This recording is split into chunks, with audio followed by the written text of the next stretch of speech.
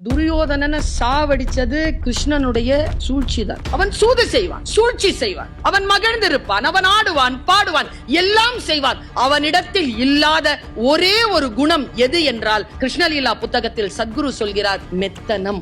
அவன் சோம்பேறியா இருக்கவே மாட்டான். வினாடிகள் முழுக்க முழுக்க உணர்வோடும் விழிப்புணர்வோடும் இருந்தவன் கிருஷ்ணன். இப்ப எல்லாரையும் கொல்லணும்னா என்னால முடியாது. அர்ஜுனா, கையில் ஆயுதம் எடு, அவர்களை உயிரோடு கொல்.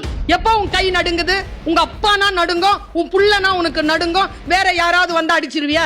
அப்ப எனக்கு வந்தா ரத்தம், உனக்கு வந்தா தக்காளி சட்னியாங்கிற வார்த்தை எனக்கு புரியுது. அப்படி என்றால் என்னுடைய படைப்புகளை நீ கை வைக்க வேண்டும் என்றால் உன் உறவினர்களோடு அதை தொடங்கு என்று சொன்னதுதான் பகவத்கீதை என்று சத்குரு சத் சங்கத்தில் பேசுகிறார். இப்ப நாமெல்லாம் படிச்சிட்டு இருக்கிறோமே கீதை, அது எந்த கீதை? சஞ்சயன் சொன்ன கீதை. அதனால தான் நமக்கு அர்ஜுனனுக்கு புரிஞ்ச மாதிரி புரியல. ஏன்னா அர்ஜுனனுக்கு சொன்னது கிருஷ்ண, திருதராஷ்டிரனுக்கு சொன்னதும் நமக்கு சொன்னதும் சஞ்சயன். நான் என்ன சொல்றேன், இதோ கிருஷ்ணன் இருந்தா என்ன சொல்லி இருப்பானோ அதை சத்குரு சொல்லி இருக்கார். தயவு செஞ்சு எடுத்து படிச்சிருங்க. சஞ்சயனுடைய வார்த்தையிலிருந்து விடுபட்டு நீங்கள் கிருஷ்ணன் வார்த்தைக்குள் நுழையலாம்.